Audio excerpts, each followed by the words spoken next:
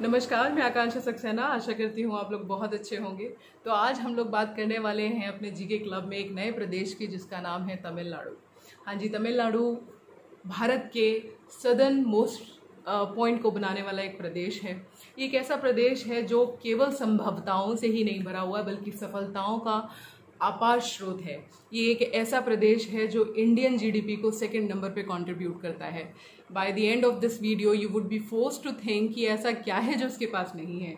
आप लिटरेचर की बात करें, कल्चर की बात करें, हेरिटेज की बात करें, इंटरनेशनल रिलेशनशिप की बात करें, आप बात करें यहाँ की कनेक्टिविटी की, यहाँ की वर्ल्ड हेरिटेज साइट की, हर चीज़ में इतना एनरिच्ड है कि आपको लगेगा ऐसा क्या है जो यहाँ नहीं है। राइट तो इससे पहले हम आगे बढ़े, थोड़ा सा हिस्टोरिकल बैकग्राउंड समझने की कोशिश कर लेते हैं। तो जिस तमिलनाडु को आज हम तमिलनाडु और उसकी राजधानी चेन्नई के नाम से जानते हैं, ब्रिटिशर्स के टाइम में ये ब्रिटिशर्स का एक बहुत ही फैसिनेटेड प्लेस होता था, क्योंकि पोर्ट की अवेलेबिलिटी होती थी और इसको मद्रास प्रेसिडेंसी कहते थे। मद्रास प्रेसिडेंसी में थे आपकी केरला, कर्नाटक, उड़ीसा, आंध्र प्रदेश। राइट लेकिन जब हमने इंडिपेंडेंस ली उसके बाद फर्दर बाइफर्केशन हुआ इस मद्रास प्रेसिडेंसी का into different state on the basis of language. तो जो तेलुगु बोलते थे वो आंध्र प्रदेश बना लिया, जो कन्नड़ बोलते थे वो केरला चले गए, जो तमिल बोलते थे उन्होंने तमिलनाडु बना लिया। Likewise bifurcation based on the language, कि जो लैंग्वेज बोलता है उसके आधार पे अपना राज्य बना ले और अपना एडमिनिस्ट्रेशन करे। तो तमिलनाडु की शुरुआत हुई एक इंडिपेंडेंट स्टेट की तरह, जहाँ अधिकतर लोग जो थे वो तमिल बोलने वाले थे। ये तो रहा एक छोटा सा बैकग्राउंड कि ये कैसे था। अब इसकी जोग्राफिकल लोकेशन की बात करते हैं। तो तमिलनाडु का अगर आप फिजिकल लोकेशन देखें तो एरिया वाइज ये इंडिया में 11th रैंक पे आता है, और पॉपुलेशन वाइज देखें तो ये 6 नंबर पे आता है। अब इसकी इंटरनेशनल लोकेशन विद श्रीलंका को एक बार देखते हैं, क्योंकि ये बहुत इंटरेस्टिंग है। कई बार आपने न्यूज़ में कुछ ऐसे मुद्दे सुने होंगे जो आपको समझ नहीं आते होंगे, जो इस एक्सप्लेनेशन के बाद आपको अच्छे से रिलेट कर पाएंगे। तो आप देखिए तो ये सदर्न मोस्ट पार्ट है। राइट तमिलनाडु का जो कन्याकुमारी का पार्ट है वो इंडिया का मेन लैंड का टिप है, द लास्ट टिप है, उसके बाद वाटर शुरू हो जाता है। आप तमिलनाडु के अगर ईस्ट पार्ट पे देखें, नॉर्दर्न ईस्ट पार्ट पे देखें तो आपको श्रीलंका दिखता है। श्रीलंका और इंडिया अलग होते हैं पाक स्ट्रेट या पाक बे से। राइट तो बे का मतलब होता है खाड़ी। तो आप जब मैप पे देखेंगे तो आपको ये चीज़ दिखेगी। और जहाँ पर श्रीलंका है और इंडिया जहाँ पर अलग हो रहा है, वहाँ का जो लास्ट पार्ट है वो है रामेश्वरम। इसको समझने की कोशिश करिए, आपको बहुत अच्छा लगेगा।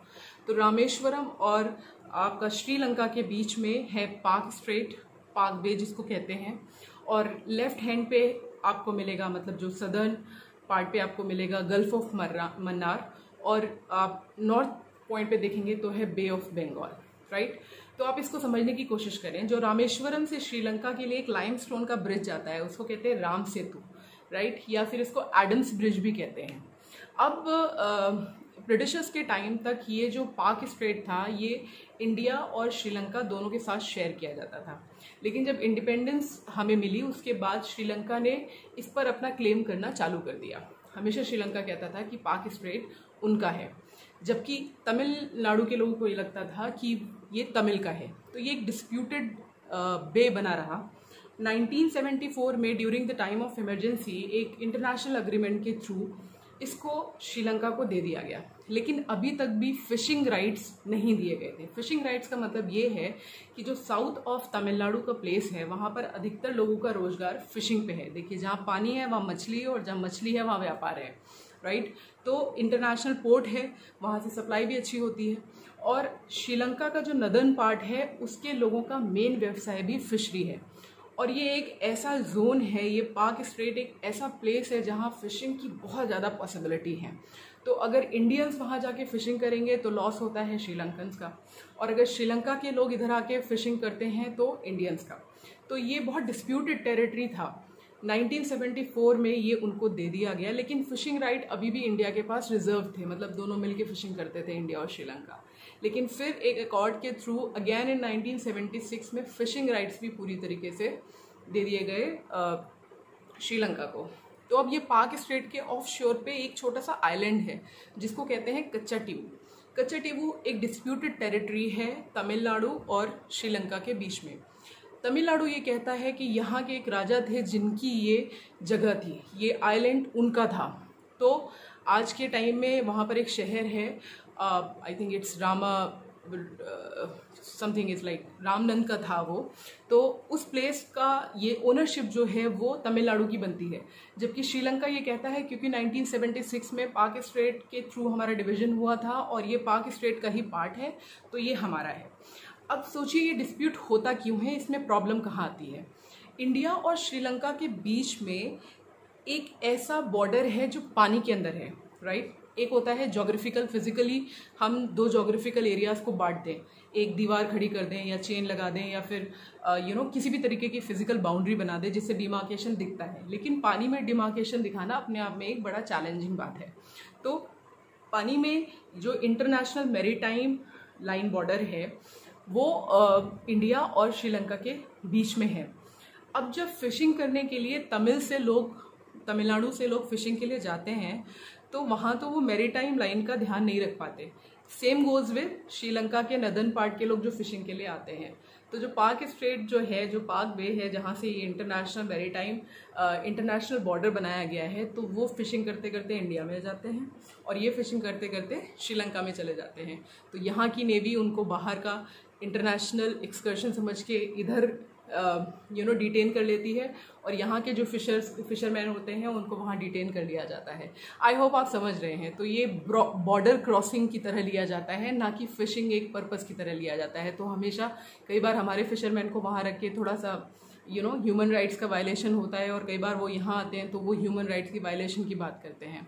तो अभी तक इस पर कोई कंक्लूजन नहीं बन पाया है। कच्चा टीबू वो आइलैंड है जहाँ पर इंडियन फिशरमैन जो होते हैं ना, वो अपने नेट को सुखाते हैं, रेस्ट करते हैं, वहाँ से फिशिंग करते हैं।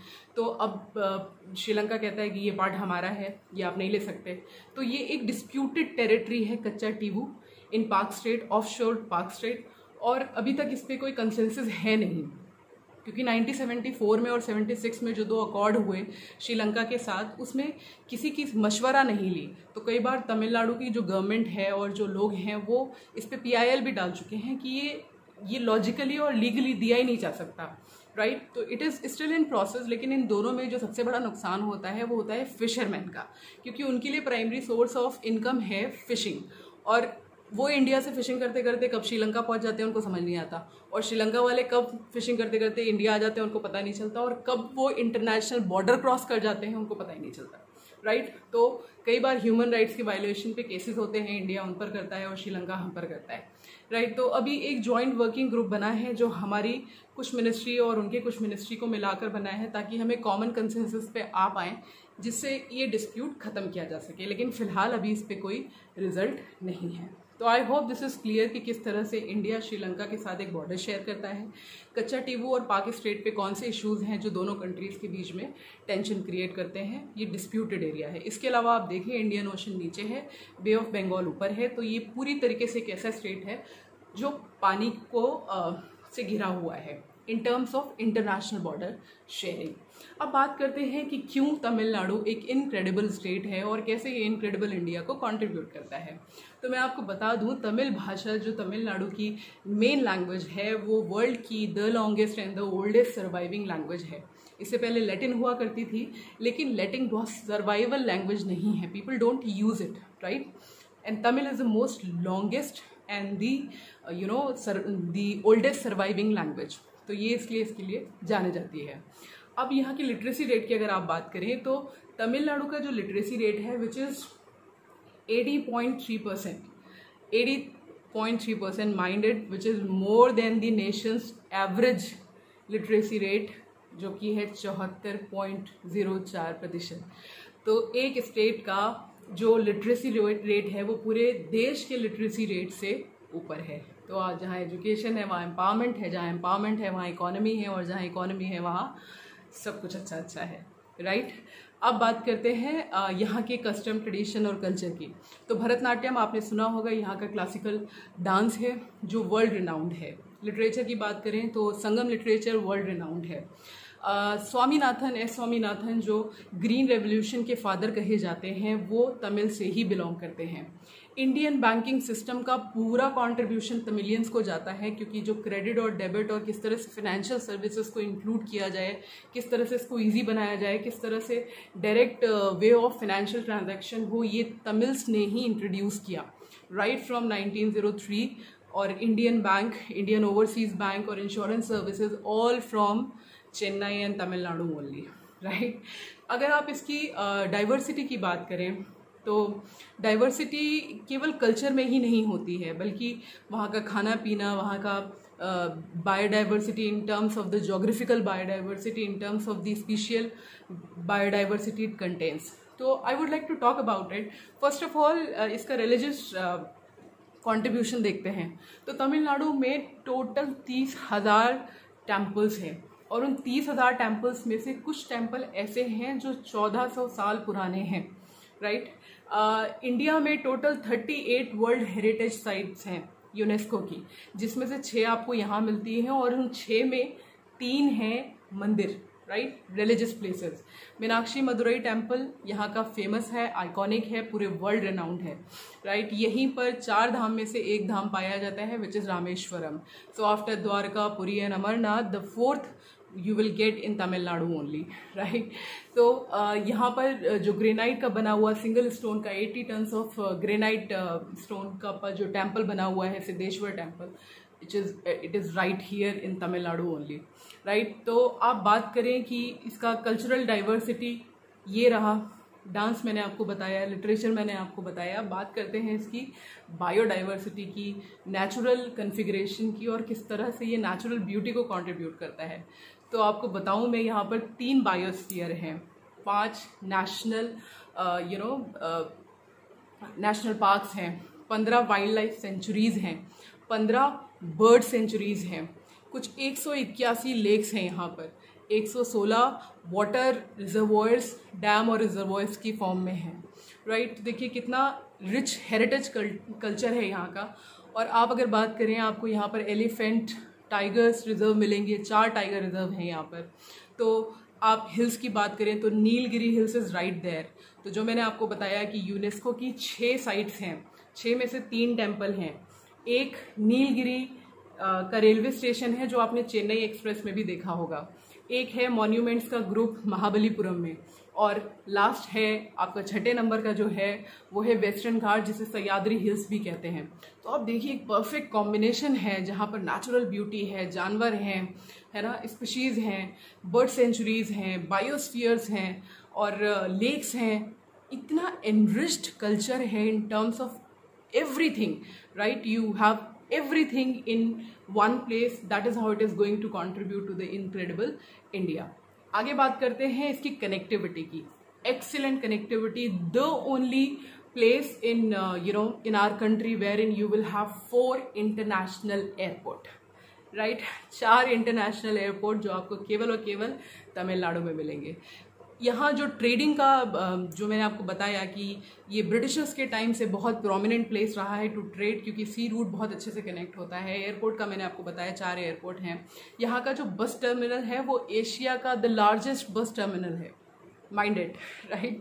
तो रोड ले लें आप, वाटर ले लें। वाटर की बात करें तो यहाँ पर 3 पोर्ट हैं। I am talking about the sea port where which we use for freight, which we use for trade and all. तो एक आपका इनौर का है, एक चेन्नई पोर्ट है और एक आपका टोटीकोरिन पोर्ट है। तो ये तीनों पोर्ट की वजह से कनेक्टिविटी अच्छी है। 4 इंटरनेशनल एयरपोर्ट हैं, कनेक्टिविटी अच्छी है, और एशिया का बेस्ट बस टर्मिनल है, तो कनेक्टिविटी बहुत अच्छी है। तो ये तो हो गई बात कनेक्टिविटी की। इसके अलावा अगर आप बात करें यहाँ का जो मरीना बीच है, मरीना बीच पूरे वर्ल्ड में नंबर 2 पर द मोस्ट लॉन्गेस्ट अर्बन बीच है। इससे पहले का जो है, जो फर्स्ट नंबर पे है, वो है ब्राज़ील का। तो ये 6 मीटर लॉन्ग एक बीच है जहाँ पर नॉर्मल डेज़ में हर दिन कम से कम 30,000 के आसपास लोग विज़िट करने आते हैं, और वीक डेज़ में ये संख्या 50,000 तक पहुँच जाती है। ये एक ऐसा बीच है जहाँ पर आपको फ़िशिंग और स्विमिंग अलाउड नहीं है, जैसे मैंने आपको पहले भी बताया, क्योंकि हम एक इंटरनेशनल मैरीटाइम बाउंड्री को शेयर करते हैं to get demarcated with Sri Lanka. तो ये सारी एक्टिविटीज़ यहाँ पर पॉसिबल नहीं है, but this is the world 2nd longest urban beach in Tamil Nadu only. आप बात करें यहाँ पर तमिलनाडु में आप जब रामेश्वरम में जाएंगे तो रामेश्वरम में विवेकानंद का एक आइकॉनिक स्टैचू है, राइट, जो कहलाता है कन्याकुमारी में, जो इंडियन मेन लैंड का लास्ट पॉइंट है और ऐसा माना जाता है कि विवेकानंद को यहीं पर एनलाइटमेंट हुआ था। तो आप देखिए चेन्नई एक ऐसा प्लेस है जो केवल लैंग्वेज के लिए ही नहीं, अपनी classical dance, classical literature, classical music के लिए ही नहीं, बल्कि अपनी कनेक्टिविटी के लिए वर्ल्ड रिनाउंड है। The type of biodiversity it contains, ये रिनाउंड है। इसके अलावा अगर आप बात करें तो केवल यहाँ पर रिसर्च सेंटर ही नहीं है, मतलब एटॉनमिक रिसर्च लें आप, थर्मल रिसर्च लें, फूड सेफ्टी के पॉइंट ऑफ व्यू से लें, सारे बड़े ऑफिसेस आपको चेन्नई में मिलेंगे। और यहाँ पर रिसर्च ही नहीं होती बल्कि उनकी इम्प्लीमेंटेशन और प्रैक्टिकल प्रेजेंटेशन भी होती है, क्योंकि ये कोस्टल एरिया है और बहुत सारी अपॉर्चुनिटीज़ हैं ये सब करने के लिए। इसके अलावा अगर आप देखें तो चेन्नई एक ऐसा प्लेस है जो लार्जेस्ट प्रोड्यूस करता है बनाना को, राइट, बनाना, टोपियोका और फिनिश्ड रबड़। आपके पूरे देश का 60% जो मैच स्टिक है, जो माचिस है, उसका प्रोडक्शन तमिलनाडु में होता है। 77% फिनिश रबड़ का प्रोडक्शन चेन्नई में होता है, तमिलनाडु में होता है। तमिलनाडु में एक और इसकी खासियत है, आप देखेंगे जो ग्राउंडनट है और कोकोनट है, वर्ल्ड का 2nd नंबर का लार्जेस्ट प्रोड्यूसर है। तो आप देखिए इसकी लोकेशन ऐसी है कि वर्ल्ड ट्रेड बहुत आसानी से होता है और प्रोडक्शन भी इतना अच्छा है। कार्डिमम हिल्स आप यहाँ के देखेंगे तो आप बिल्कुल चकाचौंध हो जाएंगे, right. So there are lot many things which makes it incredible. पूरे इंडिया में केवल 3 प्लेस ऐसे हैं जहाँ पर रेलवे के कोचेस बनते हैं, जिनमें से एक चेन्नई में है। चेन्नई और तमिलनाडु ऐसा प्लेस है जहाँ पर मेजर ऑटोमोबाइल्स कंपनी के आपको आउटलेट्स मिलेंगे, फैक्ट्रीज मिलेंगी, और एक बहुत बड़ा फिनेंशियल हब है। किसी भी लेवल की इंडस्ट्री हो, चेन्नई में उसका एक आउटलेट आपको 100% मिलना है। अगर आप कॉर्पोरेशन फूड की बात करें ना, तो चेन्नई एक वो ऐसा प्लेस है जो पूरे इंडिया में सबसे सस्ता है। यहाँ पर आपको 1 रुपये में इडली और 3 रुपये में कर्ड राइस मिल जाता है, राइट। तो आई होप ये एक ब्रीफ इन्फॉर्मेशन को कंटेन करने में बहुत हेल्पफुल होगा कि किस तरह से चेन्नई केवल एक सदर्न मोस्ट पार्ट ही नहीं है, बल्कि इंडिया का वो इम्पॉर्टेंट पार्ट है जो इंडियन जीडीपी में नंबर 2 पर कंट्रीब्यूट करता है। आप यहाँ का लिटरेचर लें, आप यहाँ का म्यूजिक लें, आप यहाँ की बायोडाइवर्सिटी लें, इसकी कल्चरल हेरिटेज लें, आप इसका वर्ल्ड हेरिटेज में इसका कंट्रीब्यूशन देखें, लैंग्वेज की एफिकेसी को देखें, आप लैंग्वेज की डिमांड को देखें, तो सब कुछ बड़ा यूनिक है और ऐसा है जो आपको कहीं और नहीं मिलेगा। 4 international airport, Asian the world best Asian bus terminal आपको यहाँ पर मिलेगा। कई सारे नीलगिरी हिल्स का जो रेलवे ट्रैक है वो इतना रिनाउंड है कि फॉरेन कंट्रीज से भी वहाँ कई बार पिक्चराइजेशन के लिए, मूवी के शूट्स के लिए आते हैं। तो एक a place which is completely filled with all incredible variations, right. चाहे कल्चर हो, चाहे ट्रेडिशन हो, चाहे हेरिटेज हो, चाहे इकोनॉमी हो या प्रोडक्शन हो इन टर्म्स ऑफ मिनरल्स और agriculture, this is going to help the entire economy, not only of India but the entire world, right? So it has a major contribution to the world economy too, and this is how this becomes the incredible state to contribute to incredible India. I hope ये सारी information आपको मदद करेगी एक अच्छी understanding बनाने में कि किस तरह से Chennai and Tamil Nadu are going to be the most very important state of Indian continent. I hope this is going to help you. और अगर आपको मेरे द्वारा बनाए गए वीडियोस अच्छे लगते हैं, उनका कंटेंट अच्छा लगता है, तो प्लीज़ उनको सब्सक्राइब करें, उनको लाइक करें और शेयर करें। तब तक के लिए खुश रहें, आबाद रहें, अपना ध्यान रखें, stay home, stay happy and keep enjoy learning. Thank you.